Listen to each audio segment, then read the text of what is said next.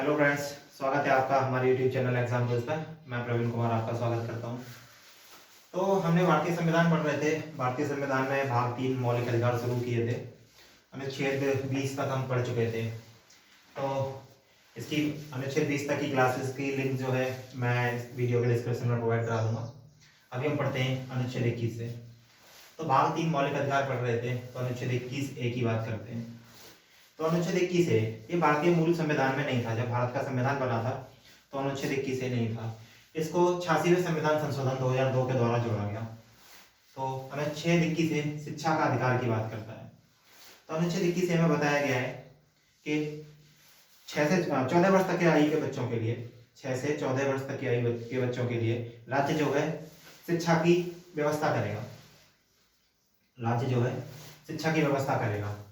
तो अनुच्छेद 21A शिक्षा के अधिकार की बात करता है। इसमें क्या हुआ, सन 2002 की बात है। इस समय टीवी पे आपने एक ऐड देखा होगा, एक पेंसिल होती थी और उस पेंसिल पे एक बच्ची बैठी हुई होती थी किताब लेके, और आता था सर्व शिक्षा अभियान, सब पढ़ो सब पढ़ो। तो वही टाइम था, तो इसमें सर्व शिक्षा अभियान आया था, उसके थ्रू शिक्षा का अधिकार जोड़ा गया, जिसमें 6 से 14 वर्ष तक की बच्चों के लिए अनिवार्य शिक्षा की बात की गई थी। इसी में 25% सीट गरीब छात्रों के लिए रिजर्व रखने की बात की गई थी, तथा ये आपको पता ही दिया 86वां संविधान संशोधन 2002 के द्वारा इसको जोड़ा गया था। अब बात करें अनुच्छेद 22 की। तो अनुच्छेद 22 कुछ मामलों में गिरफ्तारी, अनुच्छेद 22 कुछ मामलों में गिरफ्तारी व निवारक निरोध से संरक्षण की बात करता है। तो अब बात करें गिरफ्तारी। तो गिरफ्तारी कितने प्रकार की होती है? तो गिरफ्तारी 2 प्रकार की बताई गई है, एक सामान्य गिरफ्तारी और दूसरा निवारक निरोध। तो हम बात करें सामान्य गिरफ्तारी की। तो सामान्य गिरफ्तारी है, जैसे आप कोई अपराध करते हैं, अगर आपने कोई अपराध किया, क्राइम किया, तो आपको पुलिस पकड़ के ले जाएगी, तो वो सामान्य गिरफ्तारी है। अगर निवारक निरोध की बात की जाए तो निवारक निरोध में यह है कि आपको सिर्फ शंका के आधार पर, हो सकता है इन फ्यूचर आप कुछ करें या कुछ लोक व्यवस्था को परिस्थिति ऐसी बन जाए कि लोक व्यवस्था चलने में दिक्कत हो, तो कुछ ऐसे तत्व हो जो इन चीज़ों में हार्म पहुंचा सकते हैं, तो ऐसे लोगों को गिरफ्तार कर लिया जाता है। तो सबसे पहले बात की जाए तो ये सामान्य गिरफ्तारी और दूसरा निवारक निरोध। अब बात की जाए सामान्य गिरफ्तारी और निवारक निरोध में अंतर क्या है, तो आपको क्या क्या, क्योंकि बात हम मौलिक अधिकारों की कर रहे हैं, तो आपको क्या क्या अधिकार मिलेंगे। अगर बात की जाए सामान्य गिरफ्तारी की, तो सामान्य गिरफ्तारी में अगर आपको पुलिस पकड़ के ले जाती है तो आपको कुछ बेनिफिट्स हैं उसके। जैसे मान लिया जाए आपके घर के, आपको जहाँ से पकड़ा गया है, जिस जगह से आपको उठाया गया है, वहां से लेके और मजिस्ट्रेट के पास तक पहुंचने के टाइम को अगर हटा दिया जाए, इस टाइम को अगर हटा दिया जाए, तो पुलिस आपको 24 घंटे से ज़्यादा, पुलिस 24 घंटे से ज़्यादा गिरफ्तार या निरोध में नहीं रख सकती है, सबसे पहला। दूसरी, आपको आपको गिरफ्तारी का कारण तुरंत बताया जाएगा, जैसे किस बेस पे आपको गिरफ्तार किया गया है, क्या कारण है। तो ये भी आपका अधिकार है कि आपको गिरफ्तारी का कारण बताया जाए। साथ में सबसे पहला, 24 घंटे से ज़्यादा आपको गिरफ्तार नहीं किया जाएगा। दूसरा, गिरफ्तारी का कारण बताया जाएगा। अगर बात की जाए तीसरे की, तो तीसरे में अगर गिरफ्तारी सामान्य है तो आपको आपके मनपसंद के वकील से, अधिवक्ता से मिलने की छूट है, और आपको उससे कंसल्ट करने की, अपने मनपसंद के अधिवक्ता से कंसल्ट करने का अधिकार है। ये बात हो जाती है सामान्य गिरफ्तारी की। बात की जाए निवारक निरोध की, तो निवारक निरोध में आपको ये सारी चीज़ें नहीं मिलेंगी, ये सारी जो फैसिलिटी है निवारक निरोध में आपको नहीं मिलेगी। निवारक निरोध देश की शांति बनाए रखने के लिए, इन सब चीज़ों के लिए किया जाता है। दूसरी बात की जाए निवारक निरोध में, अगर आप एनिमी देश के शत्रु हो तो भी आपको निवारक निरोध में रखा जाएगा, और आपको ये सारी जो बेनिफिट्स हैं सामान्य गिरफ्तारी के, वो आपको नहीं मिलेंगे। आपने देखा होगा निवारक निरोध में ये अभी अनुच्छेद 370 हटाया गया था, तो उस समय पे जो कांग्रेस, जो पार्टियां थी JNK की, तो उनके जो कई अध्यक्ष थे उनको भी निवारक निरोध में रखा गया था। तो बात की जाए निवारक निरोध में आपको मैक्सिमम कितने दिन तक रखा जा सकता है, अगर बात निवारक निरोध में मैक्सिमम कितने दिन तक आपको रखा जा सकता है, तो मैक्सिमम 3 महीने का टाइम होता है कि 3 माह से ज़्यादा आपको गिरफ्तारी में नहीं रखा जाएगा। लेकिन इसके भी कुछ अपवाद हैं।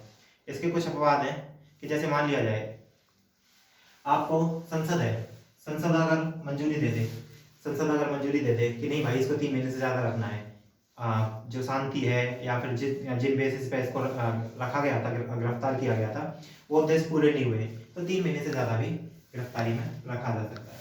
अब बात की जाए निवारक निरोध की, तो निवारक निरोध जो है संवर्ती सूची का विषय है। निवारक निरोध संवर्ती सूची का विषय है। इसमें क्या होता है, संवर्ती सूची वह विषय होता है, वह सूची होती है जिसमें संघ और राज्य दोनों कानून बना सकते हैं। तो 3 सूची होती है हमारे पास, राज्य सूची, संघ सूची और संवर्ती सूची। बाकी के अवशिष्ट विषय होते हैं, उनको अलग रखा जाता है। तो जो संवर्ती सूची में सब्जेक्ट होते हैं उन पर संघ और राज्य दोनों कानून बना सकते हैं। तो बात की जाए संघ ने, तो NSA नेशनल सिक्योरिटी एक्ट ये बनाया था। और अगर यूपी की बात की जाए तो पोपा यूपी में लागू है। बात करते हैं अनुच्छेद 23 की, तो ये शोषण के विरुद्ध अधिकार, अनुच्छेद 23 और 24। तो अनुच्छेद 23 में बताया जाता है मानव दुर्व्यापार और बलात्श्रम का निषेध, तो बात की जाए तो मानव का दुर्व्यापार क्या है, तो व्यापार, ट्रेड। तो मानव को वस्तुओं की तरह यूज किया जाने लगे, मानव को अगर वस्तुओं की तरह यूज किया जाने लगे लेन देन की चीज में, आदान प्रदान में, तो वो कहलाता है मानव दुर्व्यापार। और बात की जाए बलात्श्रम की, तो बलात्श्रम क्या होता है, बेकार में मजदूरी कराई जाए, आपको पैसे नहीं दिए जा रहे हैं, आपसे काम कराया जा रहा है, गाय भैंसों की तरह हाँका जा रहा है, तो ये क्या है, ये बलात्श्रम है। आपसे कार्य कराया जा रहा है लेकिन आपको पैसे नहीं दिए जा रहे हैं, बेकार मजदूरी। तो अनुच्छेद 23 मानव दुर्व्यापार और बलात्श्रम के निषेध की बात करता है। तो बेकार मजदूरी, वेश्यावृत्ति, तो इंसान को वस्तुओं की तरह यूज करना, तो ये अनुच्छेद 23 में बताया जाता है। तो इसके लिए क्या है, इसके लिए संसद जो है अनुच्छेद 35 के तहत कानून बनाकर, इन चीजों को रोकने के लिए एक्ट ला सकती है। लेकिन इसमें एक अपवाद है, अपवाद ये है कि अगर सार्वजनिक हितों के लिए, अगर देश की संसद चाहे तो सार्वजनिक हितों के लिए आपको यूज किया जा सकता है। इन द सेंस आपने देखा इजराइल में क्या होता है, जो इजराइल का नागरिक है हर व्यक्ति को वहाँ की सैन्य सेवा देनी होती है। इजराइल में एक नियम है कि वहाँ के हर व्यक्ति को सैन्य सेवा देनी पड़ती है। तो सेम अगर भारत भी चाहे तो अनुच्छेद 23 के तहत, अगर भारत चाहे अनुच्छेद 23 के तहत कानून बनाकर आपको सार्वजनिक प्रयोजनों के लिए यूज में लिया जा सकता है। बात की जाए तो अभी तक मानव दुर्व्यापार को रोकने के लिए क्या क्या कानून बने, तो एक है अनैतिक व्यापार निवारण अधिनियम 1956, अनैतिक व्यापार निवारण अधिनियम 1956, और दूसरा बधुआ मजदूरी उन्मूलन अधिनियम 1976, बधुआ मजदूरी उन्मूलन अधिनियम 1976। तो ये अनुच्छेद 23 इतना बताता है। चलिए अनुच्छेद 24, तो शोषण के विरुद्ध अधिकार में अनुच्छेद 24 में बताया गया है कारखानों आदि में बलात्श्रम का निषेध। तो बात की जाए कारखानों की, तो होता क्या था, 14 वर्ष से कम आयु के बच्चों के लिए अनुच्छेद 24 के जो मूल प्रावधान थे उसमें बताया गया था कि 14 वर्ष से कम आयु का अगर बच्चा है तो उसको कारखानों में नहीं रखा जाएगा। कारखानों में भी कैसा, कतिपय मतलब जो हैवी माइंस हैं, कोल माइंस हैं, इन सब में काम में नहीं लगाया जाएगा। इसको भी अगर संसद को प्रभावी बनाना है तो इसके लिए भी अनुच्छेद 35 के तहत कानून बना के प्रभावी बनाया जाता है, जिसमें एक आया था कारखाना अधिनियम 1948 और दूसरा है बलात्श्रम प्रतिषेध अधिनियम 1986। लेकिन जो 1986 का बलात्कार प्रतिषेध अधिनियम था, इसमें 2016 में संशोधन होता है, और 2016 में संशोधन होता है। एक्चुअली ये होता क्यों है, एक्चुअली मैंने आपको बताया था अनुच्छेद 21 में शिक्षा का अधिकार आया था। तो शिक्षा के अधिकार में क्या कहा गया था कि 14 वर्ष तक के बच्चों के लिए अनिवार्य शिक्षा दी जाएगी। लेकिन इसमें क्या था, 14 वर्ष तक के बच्चों को कतिपय मामलों में या माइंस वगैरह में नहीं रखा जाएगा। तो होता क्या है, 21A, अनुच्छेद 21A और अनुच्छेद 24 दोनों आपस में कॉन्ट्राडिक्ट करते हैं, टूट रहे होते हैं। तो उसके बाद 2016 में इसमें अधिनियम में संशोधन किया गया। इसमें बताया गया कि भैया 14 वर्ष तक के बच्चों को तो किसी भी उसमें नहीं रखा जाएगा। जरूरी नहीं है कि आप माइंस में या जो कतिपय व्यवसाय हैं उनमें नहीं, किसी भी प्रकार के व्यवसाय में नहीं रखा जाएगा, और उनको शिक्षा का अधिकार दिया हुआ, उनको शिक्षा लेने दो। तो ये इसमें वर्तमान में सिर्फ हैवी जगह पे नहीं रखना था। अभी जो वर्तमान का है 2016 के अधिनियम के संशोधन के बाद, तो इनको किसी भी फैक्ट्री में काम पे नहीं रखा जाएगा, किसी भी व्यवसाय में नहीं लगाया जाएगा। साथ में इसमें एक और प्रावधान किया गया कि 14 से 18 वर्ष के बच्चों को भी, जो 14 से 18 वर्ष के बच्चे हैं उनको भी कोल माइंस या फिर घातक जो फैक्ट्रीज हैं ऐसे कामों में नहीं लगाया जाएगा। बात करते हैं अनुच्छेद 25 की। तो अगर बात की जाए अनुच्छेद 25 की, तो हम बात करें धर्म की स्वतंत्रता, अनुच्छेद 25 से लेकर 28 तक धर्म की स्वतंत्रता। तो धर्म की स्वतंत्रता के बारे में बात की जाए तो सबसे पहले बात की जाए धर्म क्या है। सबसे पहले देखा जाए तो धर्म क्या है। धर्म का मतलब है जो भी धारण करने योग्य है, जो भी चीज धारण करने योग्य है वही धर्म है। तो आपको पता है भारत धर्मनिरपेक्ष राज्य है और धर्मनिरपेक्ष राज्य 42वें संविधान संशोधन से 42वें संविधान संशोधन 1976 द्वारा धर्मनिरपेक्षता शब्द जोड़ा गया था। तो बात की जाए भारत का कोई धर्म नहीं है, तो भारत क्या है, धर्मनिरपेक्ष है। लेकिन अनुच्छेद 25 बताता है कि सभी को धर्म की स्वतंत्रता है, कोई भी बंदा अपनी मर्जी का धर्म चुन सकता है। तो अंतःकरण की स्वतंत्रता है, जो आपकी आत्मा से आवाज निकलती है कि बोला भाई मुझे इस धर्म को मानना है, तो आप उसको मानने के लिए स्वतंत्र हैं। लेकिन यहाँ पे क्या है, ये कुछ इनका क्या है, स्वतंत्रता तो है लेकिन आपके लिए कुछ युक्ति निर्बंधन लगाता है कि भाई आपको ध्यान रखना है लोक व्यवस्था को, सदाचार को, इन सब चीजों को ध्यान में रखना है। तो अनुच्छेद 25 बताता है धर्म की स्वतंत्रता है। एक केस आता है इसमें, तो इसमें बताया जाता है कि किसी भी व्यक्ति को लिंग जाति आधार के उस पर भी इनके साथ भी विभेद नहीं किया जाएगा।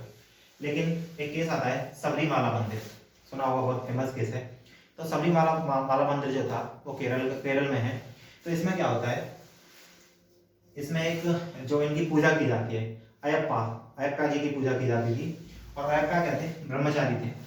अयप्पा की पूजा होती थी और अयप्पा ब्रह्मचारी थे। तो यहाँ पे क्या है, केरल में जो ये सबरीमाला मंदिर था, इसमें 15 साल से 50 साल की महिलाएं, जो 15 साल और 50 साल की महिलाएं थी, इनको जाने से रोक थी। तो इसमें क्या होता है, ये केस न्यायालय में जाता है और बताया, जब इसका फैसला आता है तो इसमें बोला जाता है कि नहीं भैया, आप किसी को मंदिर में आने से नहीं रोक सकते हैं, सार्वजनिक स्थान है, आप इसको मंदिर में आने से नहीं रोक सकते हैं।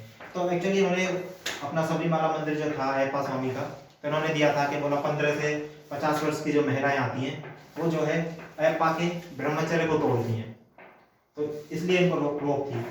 अभी इनका क्या किया है, अयप्पा के मंदिर में प्रवेश चालू कर दिया गया है, ये याद रखना। अनुच्छेद 26 की बात की जाए, अनुच्छेद 26 कहता है धार्मिक कार्यों के प्रबंधन की स्वतंत्रता। धार्मिक कार्यों के प्रबंधन की स्वतंत्रता, तो मतलब ये है कि अगर आप, जैसे धर्म की स्वतंत्रता है वैसे ही आपको स्वतंत्रता है कि आप अपने धार्मिक कार्यों को चलाने के लिए ट्रस्ट बना सकते हो और अपनी समितियां बना सकते हो। लेकिन इसमें अपवाद है कि आप जो भी चीजें बना रहे हो, स्वतंत्रता तो है आपको प्रबंधन की, लेकिन वह सिर्फ प्रबंधन तक ही सीमित है। आपको प्रबंधन की स्वतंत्रता है लेकिन वो सिर्फ धार्मिक मामलों तक ही सीमित है। तो इसमें भी क्या हुआ था, आपको पता होगा, स्वर्ण मंदिर का जो स्वर्ण मंदिर केस था गोल्डन टेम्पल अमृतसर में, तो जो इसका प्रबंधन था गोल्डन टेम्पल का, तो इसमें ये कहा जाता था कि आप चप्पल जूते पहन के नहीं जा सकते हो, हथियार लेके नहीं जा सकते हो। तो वहीं क्या था, स्वर्ण मंदिर में खालिस्तानी आतंकवादी छिपे हुए थे। तो खालिस्तानी आतंकवादी छिपे हुए थे तो एक ऑपरेशन ब्लू स्टार चलाया गया था। जब ऑपरेशन ब्लू स्टार चलाया गया था तो इसमें जो सेना थी वो चप्पल जूते पहन के और हथियार लेके घुस गई थी। तो उसके ऊपर इन्होंने आपत्ति जताई थी और कहा था कि हमारा अनुच्छेद 26 है उसका हनन किया गया है। तो इसमें बताया गया था, जो माननीय उच्चतम न्यायालय उसने कहा था कि भैया आपको प्रबंधन की तो छूट है लेकिन आपको सिर्फ धार्मिक मामलों तक ही छूट है। तो अनुच्छेद 26 आपको समझ में आया होगा। बात की जाए अनुच्छेद 27 की, तो अनुच्छेद 27 कहता है किसी व्यक्ति को किसी भी धर्म या संप्रदाय की उन्नति के लिए कर देने हेतु बाध्य नहीं किया जाएगा। तो आपको ऐसा नहीं है, आपको स्वतंत्रता है अपने धर्म का प्रचार करो प्रसार करो, लेकिन ऐसा नहीं है कि आपको कर देना ही देना है, आपके ऊपर फोर्स लगा दिया जाए कि आपको भाई कर देना है, तो ऐसा नहीं है। अनुच्छेद 27 कहता है आपको धर्म या संप्रदाय के लिए कर देने हेतु बाध्य नहीं किया जाएगा। बात करते हैं अनुच्छेद 28 की, तो अनुच्छेद 28 राज्य निधि से पोषित किसी संस्थान में धार्मिक शिक्षा नहीं दी जाएगी। अगर कोई भी ऐसा शिक्षण संस्थान है जो राज्य निधि से पोषित है, इट मीन्स गवर्नमेंट फंड पे है, तो उसमें पर्टिकुलर धर्म की शिक्षा नहीं दी जाएगी। कोई भी ऐसा विश्वविद्यालय इंस्टीट्यूट, कोई भी कॉलेज स्कूल जो राज्य निधि से पोषित है, सरकारी है या फिर सेमी गवर्नमेंट भी है, तो उसमें क्या है, धर्म की शिक्षा नहीं दी जाएगी। बशर्ते, इसमें एक अपवाद है, अपवाद ये है कि जो संस्थान, जो इंस्टीट्यूट सिर्फ धर्म की ही शिक्षा देने के लिए बनाए गए हैं, अपवाद है कि जो इंस्टीट्यूट सिर्फ धर्म की ही शिक्षा देने के लिए बनाए गए हैं, चाहे वो गवर्नमेंट फंड पे चल रहे हो, लेकिन उनमें क्या है, उनमें धर्म की शिक्षा दी जा सकती है। तो अगर नॉर्मली कंडीशंस में देखी जाए तो राजनीति से पोषित किसी संस्थान में धार्मिक शिक्षा नहीं दी जाएगी, लेकिन जो विद्यालय या जो कॉलेज सिर्फ धर्म की ही शिक्षा देने के लिए बनाए गए तो उनमें धर्म की शिक्षा दी जा सकती है। अब बात करते हैं संस्कृति व शिक्षा संबंधी अधिकार, अनुच्छेद 29 और अनुच्छेद 30। तो अनुच्छेद 29 में कहता है भाषा, लिपि और संस्कृति। भाषा, लिपि और संस्कृति के अल्पसंख्यक, इंपोर्टेंट टर्म याद रखना, भाषा, लिपि और संस्कृति के आधार पर जो अल्पसंख्यक है, ऐसा नहीं है कि जिनकी संख्या कम है। अल्पसंख्यक मतलब आप उनकी इससे अंदाजा नहीं लगा सकते, मतलब जिनकी संख्या कम है वो अल्पसंख्यक नहीं। अनुच्छेद 29 कहता है भाषा, लिपि और संस्कृति के आधार पर जो अल्पसंख्यक है उनको अपनी लिपि, संस्कृति और भाषा को संरक्षित करने का अधिकार है।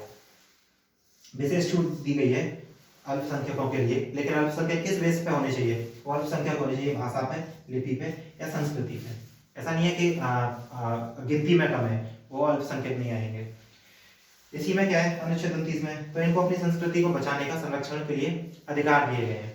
तो जैसे आपको पता है अनुच्छेद 19 हमें अबाध भ्रमण की छूट देता है, कहीं भी जाके हम घूम सकते हैं। वहीं पे अगर आपको देखोगे तो एक जनजाति रहती है अंडमान निकोबार में, वो एक्चुअली कपड़े नहीं पहनती है, नग्न रहती है, तो वहां पे जाने से आपको रोका जा सकता है, क्योंकि अनुच्छेद 29 के तहत उनको अपनी संस्कृति को बचाने का अधिकार है। तो वो लोग, उनकी संस्कृति ही कुछ ऐसी है, आप जाओगे उनको अपनी संस्कृति को लेके डर पैदा हो सकता है, अपनी संस्कृति के लिए खतरा हो सकता है, इसलिए अनुच्छेद वहां पे जाने से आपको रोका जा सकता है। अनुच्छेद 29 कहता है भाषा, लिपि, संस्कृति के आधार पर अल्पसंख्यकों के हितों का संरक्षण। बात की जाए अनुच्छेद 30 की, तो अनुच्छेद 29 और 30 में अंतर देखना। अनुच्छेद 30 में धर्म शब्द आया है, भाषा के साथ साथ धर्म शब्द आया है, तो इसमें दिया गया धर्म व भाषा के आधार पर, धर्म व भाषा के आधार पर अल्पसंख्यक जो है वो शिक्षण संस्थानों की स्थापना कर सकते हैं।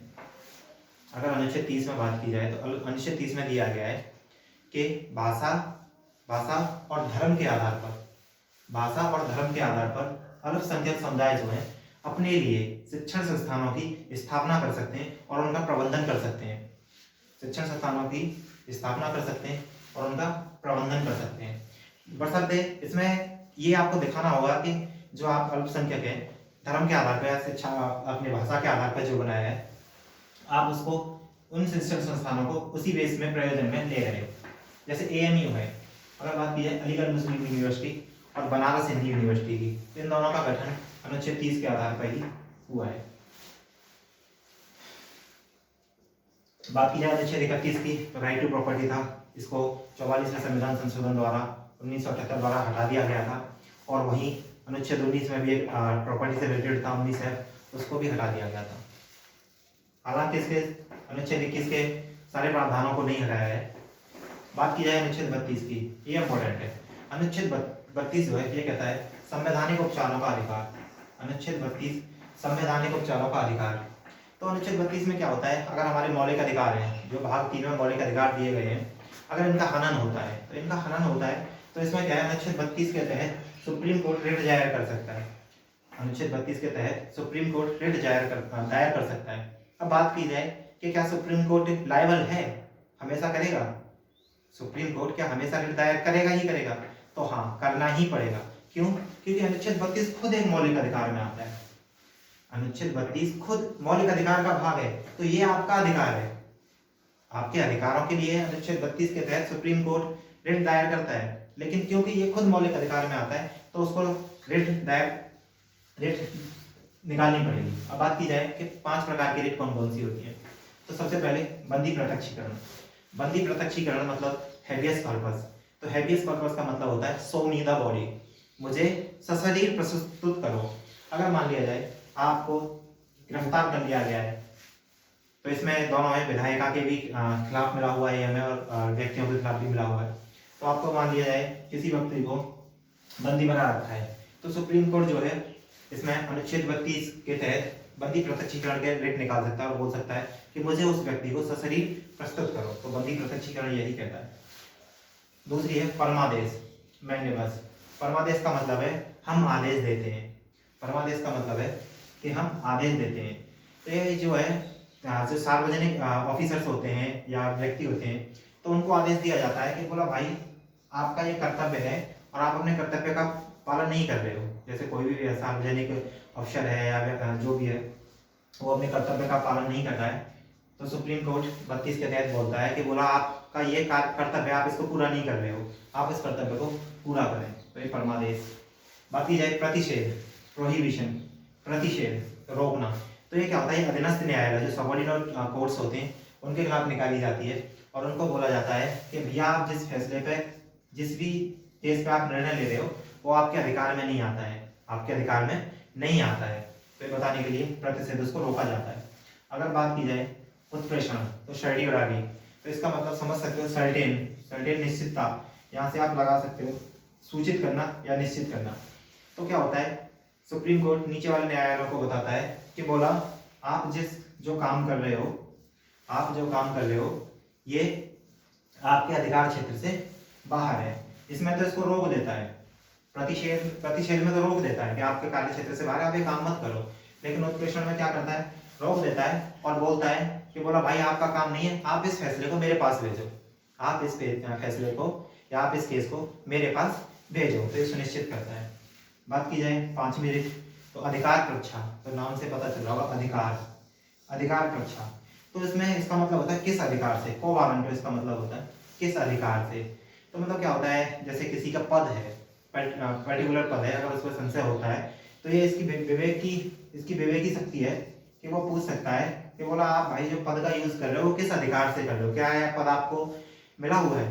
तो ये 5वीं ये रेट निकाल सकता है। जैसे अनुच्छेद 32 सुप्रीम कोर्ट निकालता है, ऐसे ही अनुच्छेद 226 के तहत हाई कोर्ट निकालता है।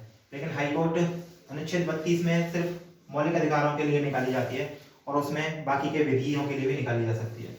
बात की जाए अनुच्छेद 33 की, तो अनुच्छेद 33 कहता है सेना पे कुछ लिमिट लगा देता है। अनुच्छेद 33 सेना पे कुछ लिमिट लगा देता है। अब क्योंकि मौलिक अधिकार सभी को मिले हुए हैं, सेना में है, पुलिस में है कोई व्यक्ति या कहीं है तो भी इंसान है, मौलिक अधिकार उसको भी मिले हुए हैं। लेकिन क्या है कि आप ही सोचो, अगर सेना या फिर कोई भी अनुच्छेद 19 के तहत बोल दे कि बोला भैया सम्मेलन करने की आज़ादी है हमें तो, और ये सम्मेलन करने लग जाएं, एकजुट हो जाएं, हथियार तो होते ही हैं, तो इसमें क्या है, तो इनको फिर कौन रोकेगा, इनको कौन रोकेगा। तो इसीलिए संसद क्या है, कानून बनाकर सेना, पुलिस, अर्धसैनिक बल और इनके अधिकारों में कटौती कर देती है। अनुच्छेद 33 याद रखा जा सकता है। अब अनुच्छेद 34 की बात की जाए तो अनुच्छेद 34, 33 में कटौती और 34 में कुछ स्पेशल पावर दे दी जाती है। जब अगर ऐसा लगता है, जब परिस्थिति ऐसी आ जाती है कि जो विधि का शासन है वो ढंग से नहीं चल पा रहा है, विधि का शासन ढंग से नहीं चल पा रहा है, तो क्या करती है संसद, सेना को विशेष छूट दे देती है। तो वहां पर क्या है, मार्शल लॉ लगा देती है। मार्शल लॉ जब विधि का शासन प्रॉपर तरीके से नहीं चल रहा होता है, जैसे कुछ जगह लगाया गया है अफसपा, JNK में आपको पता है AFSPA, arm force special power act, तो 33 में कुछ कटौती, 34 में कुछ विशेष छूट। और अनुच्छेद 35 की बात की जाए तो अनुच्छेद 35 में क्या है, भाग 3 के अधिकारों को लागू करवाने के लिए संसद कुछ विशेष विधि बनाकर या कानून बनाकर उन भागों को लगवा सकती है। तो अनुच्छेद 12 से 35 भाग 3 मौलिक अधिकारों का समाप्त हो गया है। तो उम्मीद करता हूँ आपको ये वीडियो पसंद आया होगा। अगर अच्छा लगा हो तो लाइक करें, सब्सक्राइब करें और अपने दोस्तों को भी शेयर करें। बाकी आगे के संविधान के भागों को पूरा किया जाएगा। Thank you.